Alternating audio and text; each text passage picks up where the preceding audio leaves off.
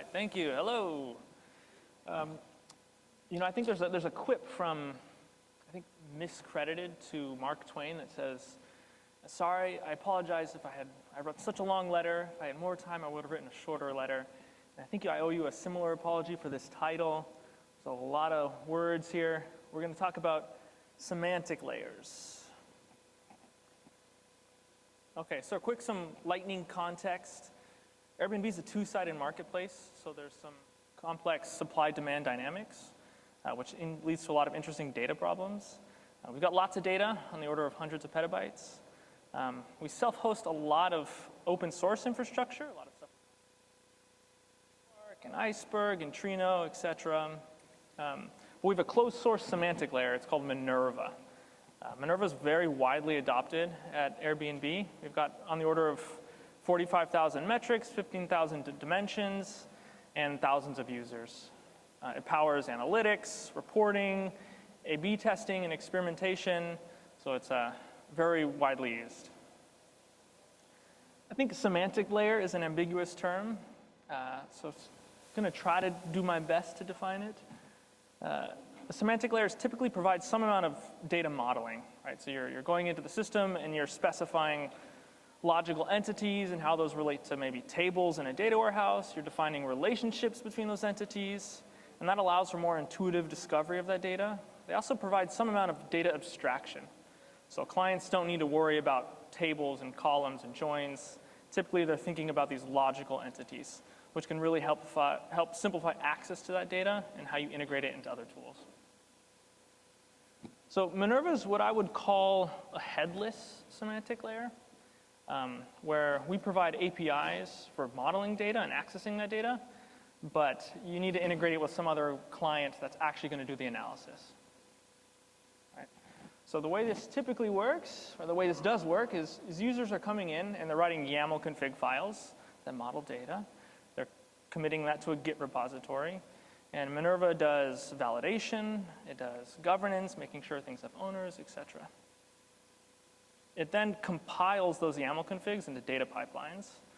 I'm not going to talk too much about the data pipelines in this lightning talk, right? But this handles incremental computation, materialized views, backfill propagation, that sort of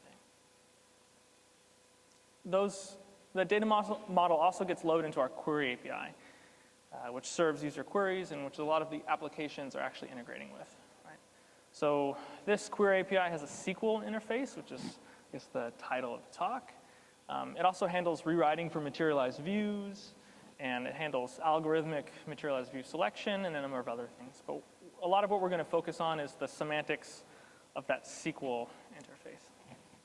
But before we do that, I have a little green box here, sort of our first, I promised lessons, so we're going to maybe share a lesson. There's no specialized OLAP database that we're using, right? We used to use a lot of Druid. We explored using Starox, but we found, like right now we're just using Trino querying tables in Iceberg. Overall, we found this led to a lot simpler system. There's one less database for us to scale and govern, but it does mean we're trading off some query latency. So typically, our queries are on the order of low seconds, not sub-second. But that's proven to be pretty good for most internal use cases. All right, we're going to dig into the data model here. So I don't know if you guys can see that at all, but I'll speak it out loud. Minerva is a flavor of star schemas, ultimately, traditional data models, right? So we've got something we call event sources, which are effectively fact tables. We've got dimension sources, which are effectively dimension tables. But there's this one little piece there, which is the subject. So instead of fact tables specifying exact join paths to dimension tables, they sort of register that they have this column that is this subject. It's like a logical key, right? And then different dimension tables can register themselves as implementing dimensions for that subject, right? This has been super important for the federation of modeling at Airbnb. Right? There's no centralized bottleneck of someone who owns the user model, for example. Right? So our user dimensions are comprised of hundreds of tables owned by probably that amount of teams. And it means anyone can bring in some new fact table And as long as they have the user subject, they get access to the hundreds of user dimensions that are out there. Right?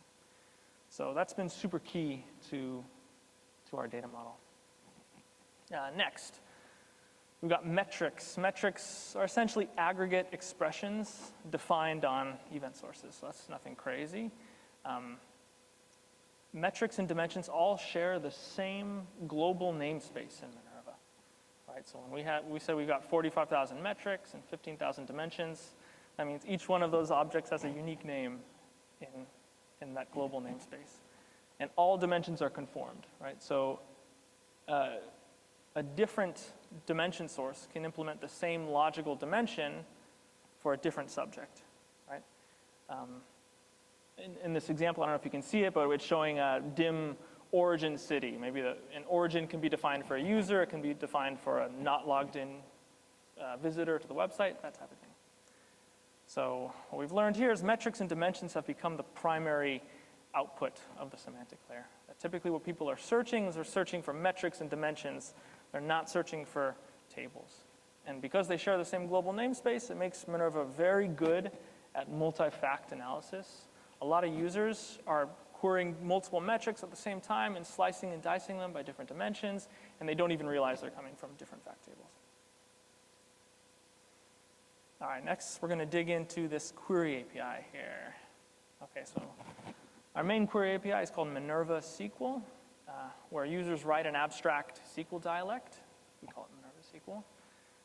The server takes those queries, it rewrites them into Trino queries against the actual raw data.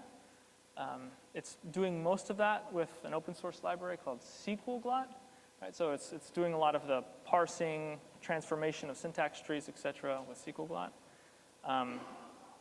We chose SQL as the interface. I think that a lot of other contemporary semantic layers have done, because SQL is sort of the ubiquitous DSL.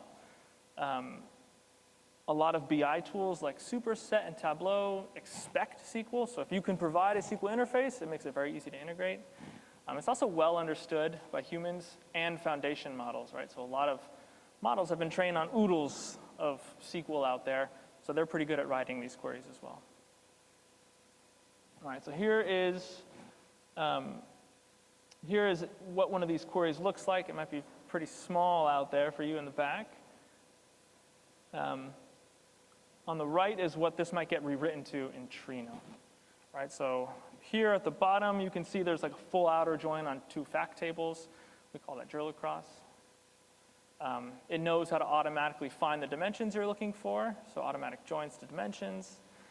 It abstracts away the actual metric aggregation logic.